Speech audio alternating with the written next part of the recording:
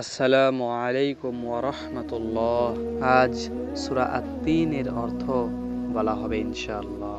সূরা আত-তিন হলো পবিত্র কোরআনের ৯৫তম সূরা, যা মক্কায় অবতীর্ণ হয়েছে। এর মোট আয়াত ৮টি। সূরাটির নামকরণ করা হয়েছে এর প্রথম শব্দ তিন থেকে, যার অর্থ আরবিতে ডুমুর ফল।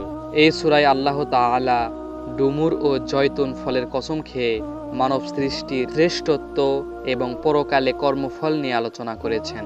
এবং আল্লাহ তাআলা সূরা ৩-এর মধ্যে বলেন, শপথ তিন ও জাইতুনের। এখানে তিন শব্দের অর্থ ডুমুর এবং জাইতুন শব্দের অর্থ জলপাই, এবং শপথ তুর পর্বতের।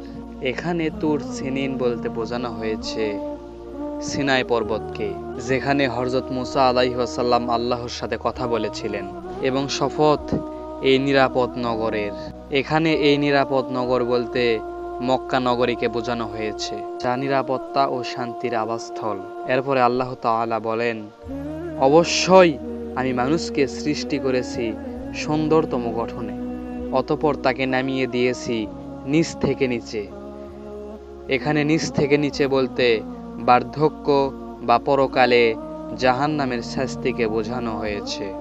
তবে যারা ঈমান আনে ও সৎ কাজ করে তাদের জন্য রয়েছে অফুরন্ত পুরস্কার।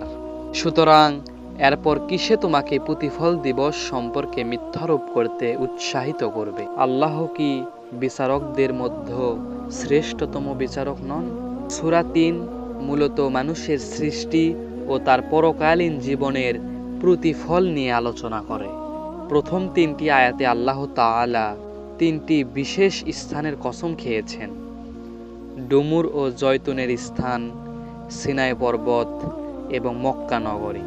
এরপর মানব সৃষ্টির শ্রেষ্ঠত্ব ও পতন এবং মুমিনদের জন্য অফুরন্ত পুরস্কারের কথা বলা হয়েছে।